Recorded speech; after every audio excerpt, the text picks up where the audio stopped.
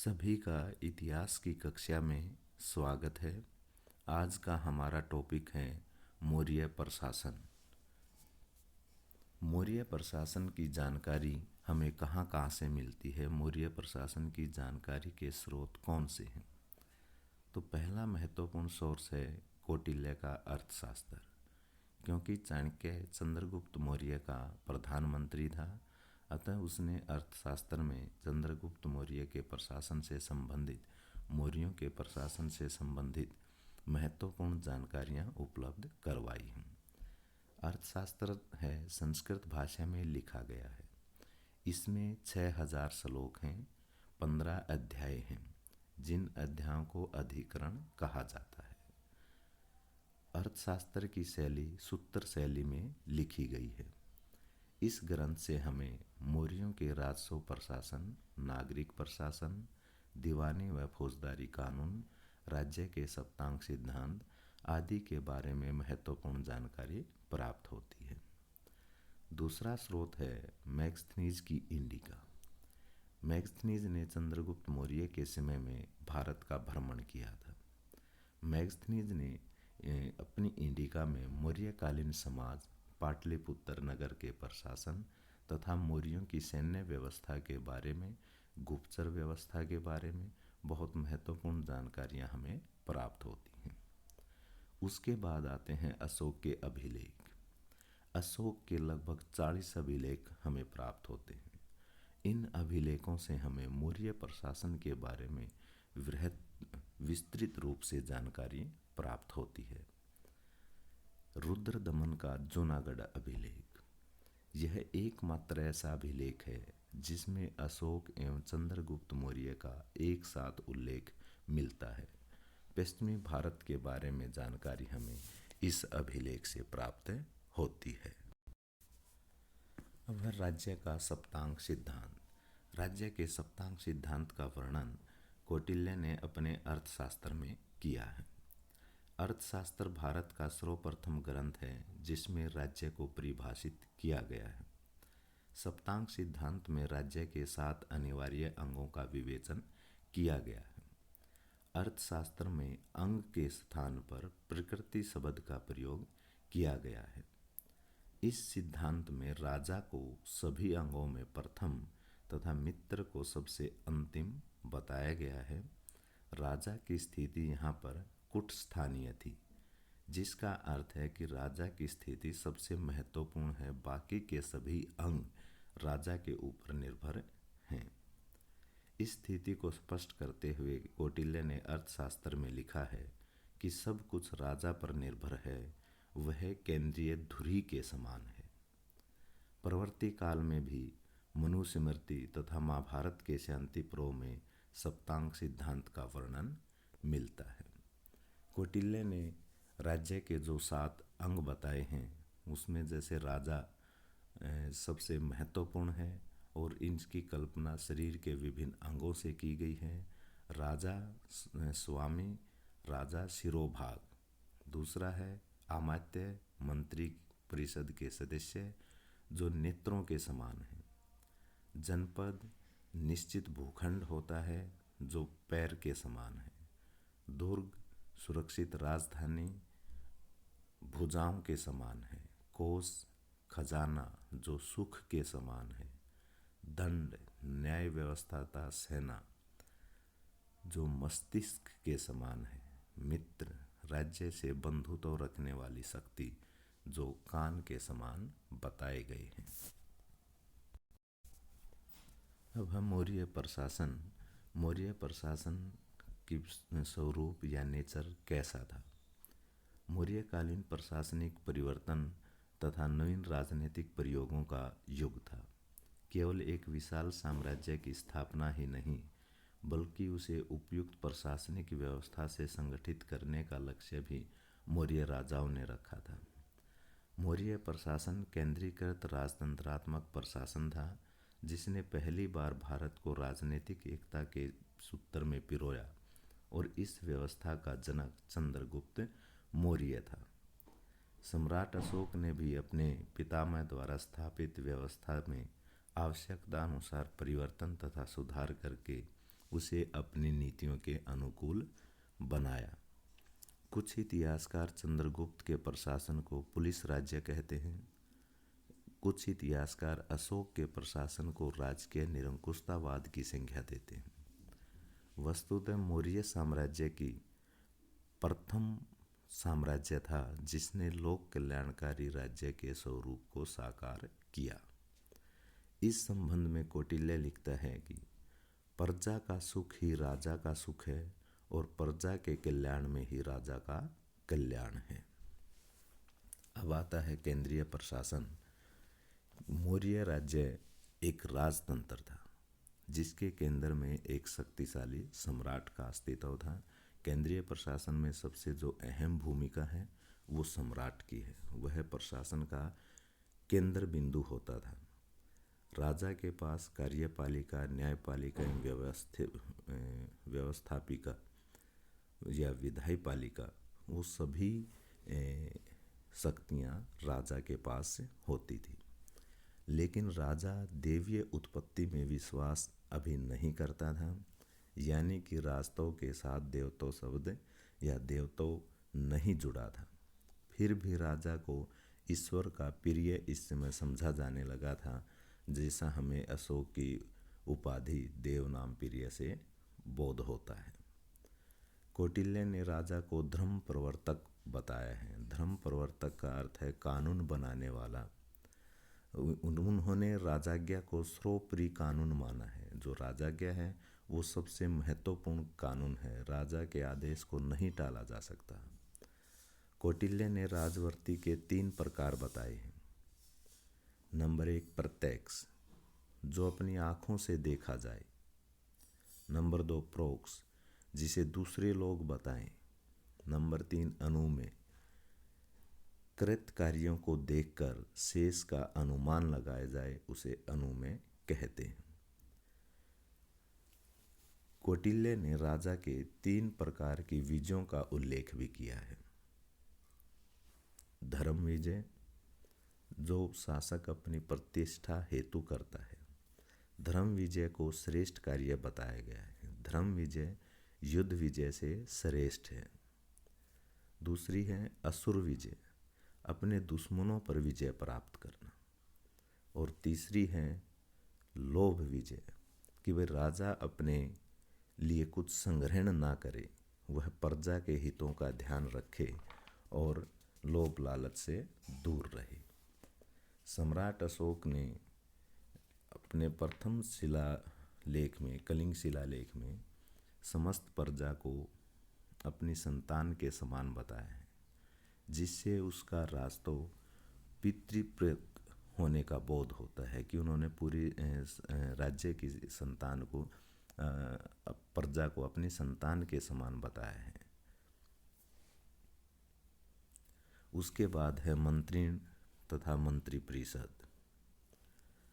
अकेला राजा इतने विशाल साम्राज्य को संचालित नहीं कर सकता। इसलिए उसको अपने लिए कुछ सहायकों की ज़रूरत थी। तो मंत्रीण आधुनिक कैबिनेट के समान होती थी, जिसके 4-5 सदस्य होते थे। मंत्रीण के सदस्यों में युवराज, प्रधानमंत्री, सेनापति, पुरोहित एवं सन्निधाता मुख्यतः होते थे। मंत्रीण अति महत्वपूर्ण कार्यों में राजा की सलाह देते थे और मंत्रियों का चयन अमात्य वर्ग से किया जाता था और उसके लिए उपधा परीक्षण होता था, यानी कि मंत्रियों के चरित्र की जांच होती थी। दूसरा है मंत्री परिषद। मंत्री परिषद का आकार मंत्रीण से बड़ा होता था। कौटिल्य ने मंत्री परिषद को एक वैधानिक आवश्यकता बताते हुए कहा है, राज्य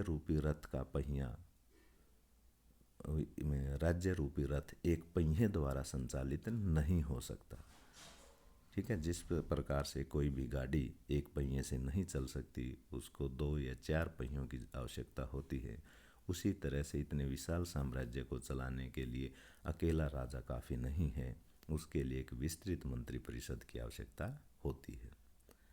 अशोक के वृहत शिलालेखों 3 और 6 में मंत्री परिषद के लिए प्रीसा या पलीसा शब्द हमें मिलता है।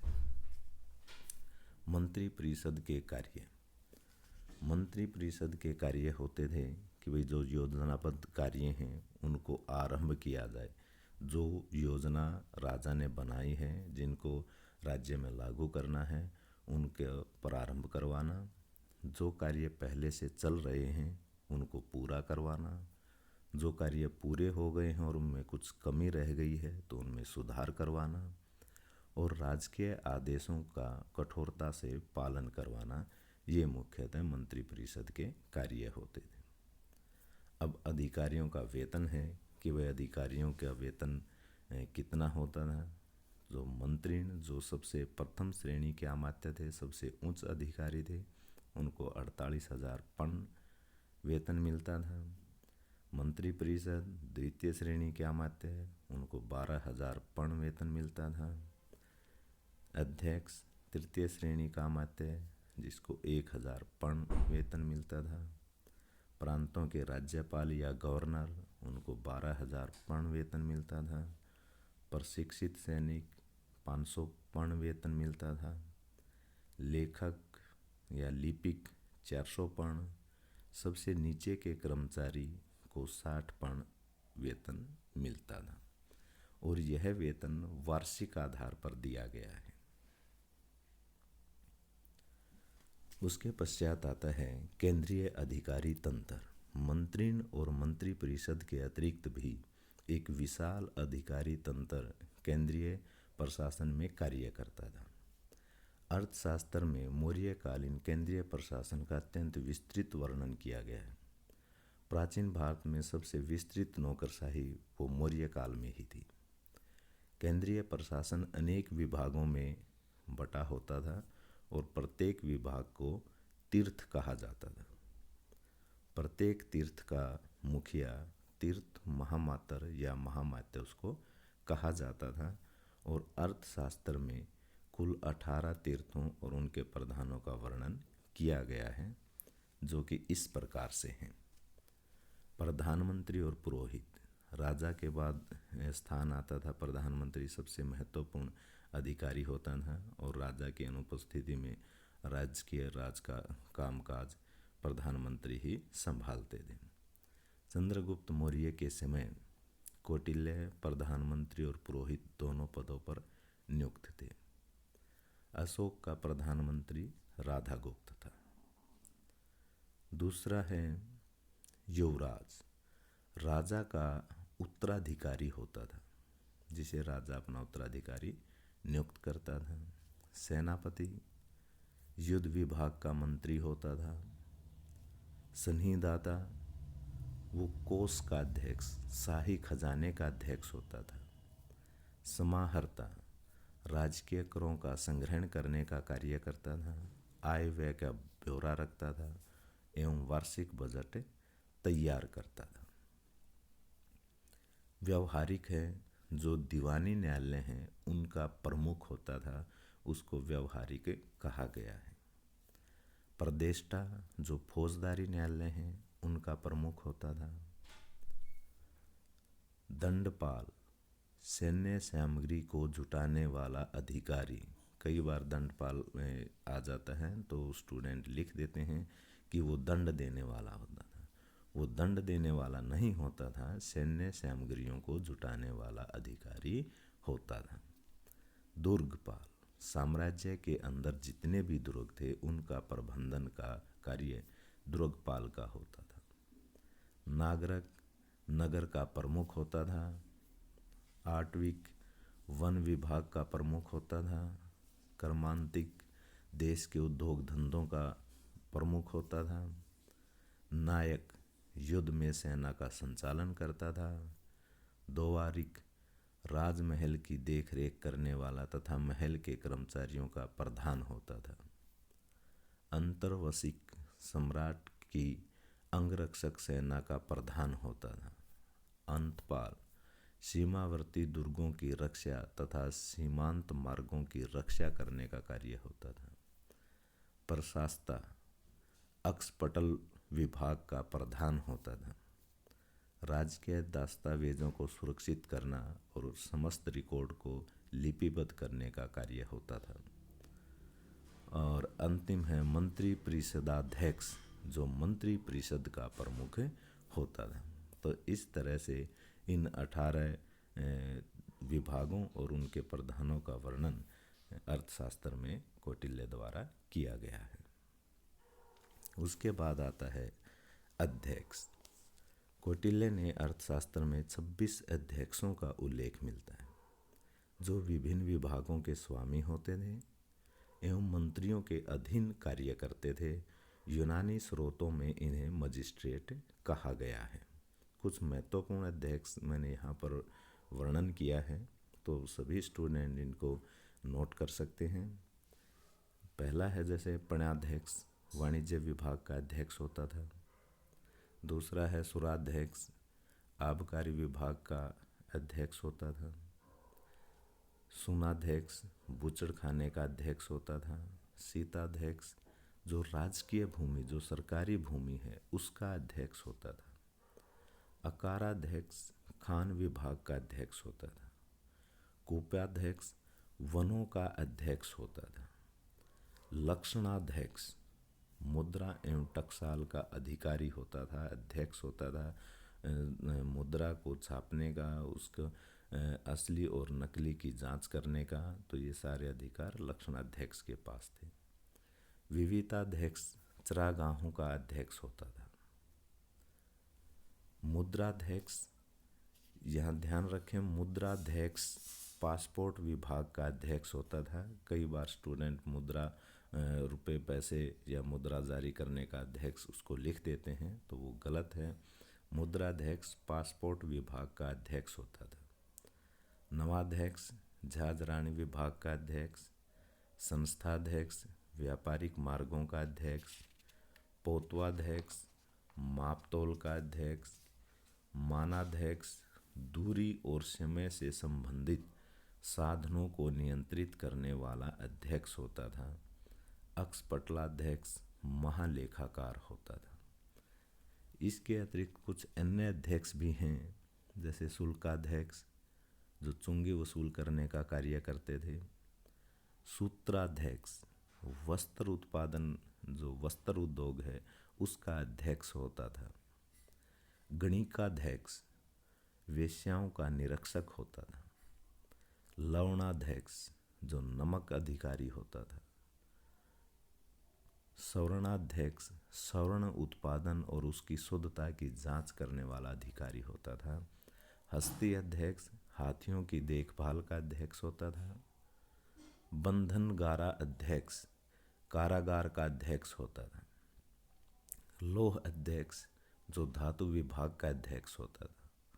एक धूत अध्यक्ष होता था, जो जुए का अधिकारी होता था। तो ये थे केंद्रीय प्रशासन के अधिकारी और केंद्रीय प्रशासन किस तरह से कार्य करता था। उसके बाद जो केंद्रीय प्रशासन है वो प्रांतों में विभाजित था। तो प्रांतीय प्रशासन मौर्य साम्राज्य कई प्रांतों में विभाजित था। प्रांत का मुखिया गवर्नर, कुमार या आर्यपुत्र कहलाता था। प्रांत को चक्कर कहा जाता था। अशोक के समय में 5 प्रांत होते थे। प्रांतीय गवर्नर प्राय राजकुल से संबंधित व्यक्ति होता था, किंतु कभी कभी योग्यता के आधार पर भी राज्यपालों की नियुक्ति कर दी जाती थी। जिन राजकुमारों के अधीन महामात्य शासन करते थे,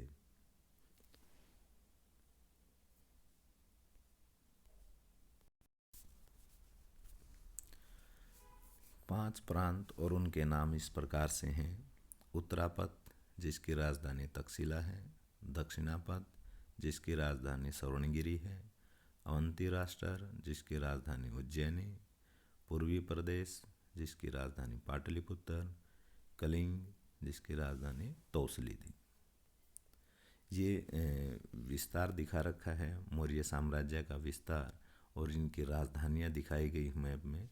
तो ये परीक्षा की दृष्टि से भी बहुत महत्वपूर्ण है। तो इस मैप को भी आप देख सकते हैं कि वे मौर्य साम्राज्य कितना विशाल था। नीचे दक्षिण भारत में थोड़े से हिस्से को छोड़कर समस्त भारत और पाकिस्तान और कुछ अफगानिस्तान का हिस्सा भी मौर्य साम्राज्य के अंदर आता था। प्रांतों का विभाजन मंडल में किया गया था। मंडल का मुखिया प्रादेशिक कहलाता था। मंडल का विभाजन जिलों में था, जिन्हें आहार, विषय या जनपद कहा जाता था। आहार का मुखिया आहारपति, विषपति कहलाता था। मैग्स्थनीज ने इसे एग्रोनोमी के नाम से भी संबोधित किया है। जिले के नीचे निम्न इकाइयाँ होती थी, जैसे स्थानीय जो 800 गांव का समूह होता था, द्रोणमुख जो 400 गांव का समूह होता था, खावर्टिक 200 गांव का समूह होता था, संग्रहण 10 गांव का समूह होता था और सबसे छोटी प्रशासनिक इकाई ग्राम होती थी। संग्रहण का प्रधान अधिकारी गोप कहलाता था और ग्रामीणी गांव के प्रशासन का मुखिया होता था। अब आता है नगर प्रशासन। नगर प्रशासन का प्रमुख नागरिक था। मैग्स्थनीज ने इसे एस्ट्रोनोमी कहा है। एग्रोनोमी एक अन्य अधिकारी होता था जो सड़क निर्माण का प्रमुख अधिकारी नगर के अंदर होता था। मैग्स्थनीज की इंडिका में पाटलिपुत्र के नगर प्रशासन का बहुत विस्तृत से वर्णन किया गया है। पाटलिपुत्र नगर का प्रशासन 30 सदस्यों का एक मंडल करता था। इनकी कुल 6 समितियां होती थी और प्रत्येक समिति में 5 सदस्य होते थे।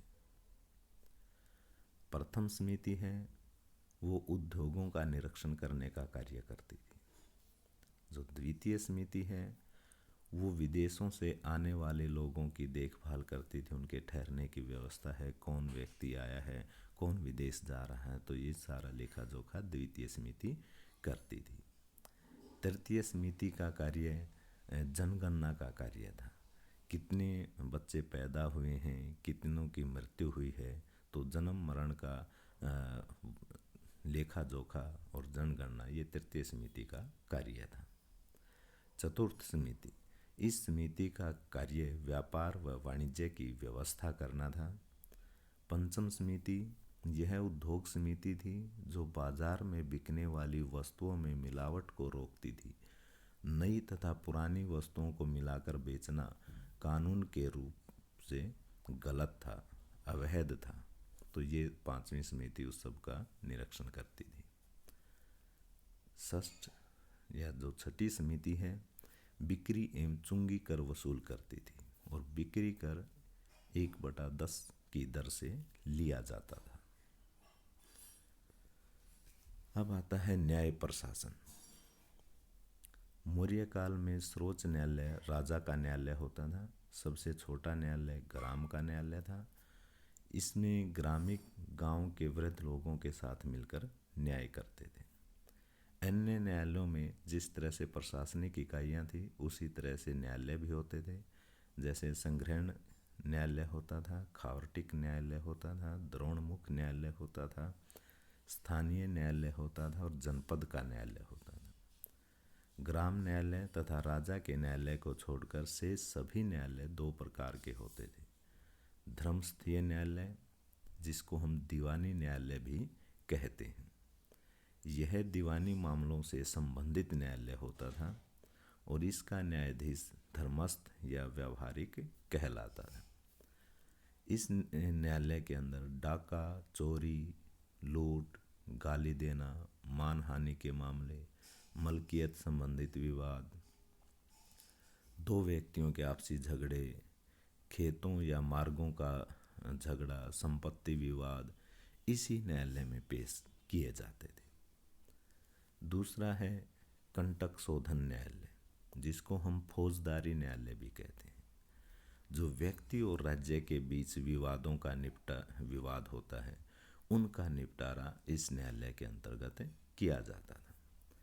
कंटक शोधन का अर्थ ही होता है कि राज्य के कांटों को दूर करना। इस न्यायालय के न्यायाधीश को परदेष्टा कहा जाता था। अर्थशास्त्र में विवाद के निर्णय के लिए कानून के 4 अंगों का वर्णन किया गया है जिस आधार पर न्याय किया जाता था। तो पहला है धर्म। यह सार्वभौमिक नियम था, सभी पर लागू होता था। दूसरा है व्यवहार। पुराणों के आधार पर निर्णय लिया जाता था। कोई अपराध है तो उसके पुराणों में वर्णित व्याख्याओं के आधार पर निर्णय दिया जाता था। चरित्र। गांव में अपने रीति रिवाज एवं परंपरा को ध्यान में रखते, यानी कि परंपराओं के आधार पर निर्णय दिया जाता था। और चौथा राजाज्ञा। राजा द्वारा बनाए गए कानून जो सबसे महत्वपूर्ण होते थे।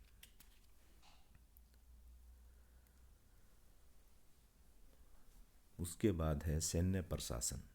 मैगस्थनीज के अनुसार एक विशाल सेना के रख रखाव के हेतु 6 समितियों का गठन किया गया था और प्रत्येक समिति में 5 सदस्य होते थे।